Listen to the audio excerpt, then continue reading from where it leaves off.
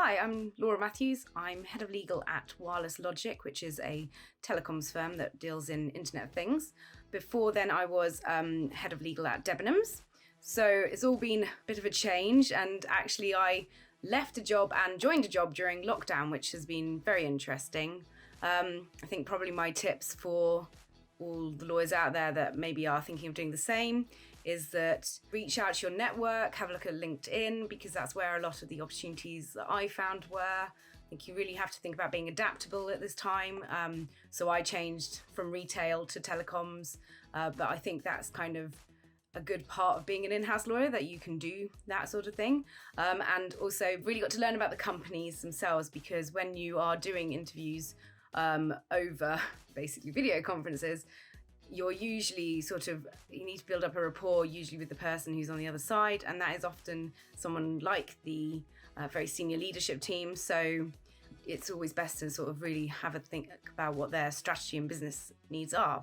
I moved sectors recently, which has been a bit of a challenge, but generally I think the best thing in-house lawyers can do is to really learn about your product and your service, because a lot of the clauses that we negotiate, you could actually bring down to an operational level. So there are often negotiations where if you just, practically say, this is what the product does and this is why we can't accept that particular clause, they're more persuasive arguments than sort of very legal arguments.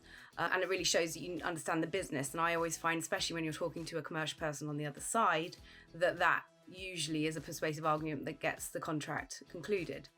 I think also other tips for in-house lawyers, make friends with the finance team.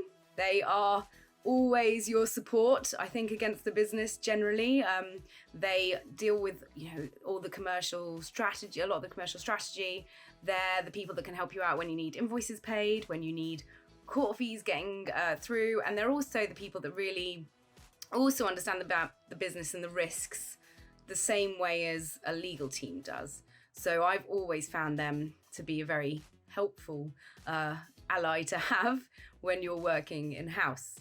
I think just generally other tips for in-house lawyers is to sort of remain adaptable, remain able to understand what the business needs are, and to really kind of keep those in mind when you're giving your legal advice. So you can advise them, but really at the end of the day, it's for the business to take the decision.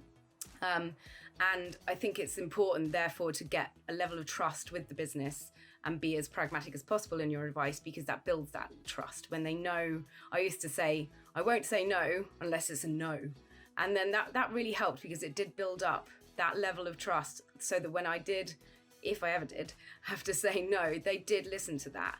And I think that's very important. And also just being visible to the business as well, so that when things are coming in, and you can be there and help them out with things and show them that you're not so much business prevention, but support, and that you can actually help them get better deals if they bring you in earlier on. Yeah, I think I love being an in-house lawyer. I love the variety, and I love the fact you're in there in the business really talking to them.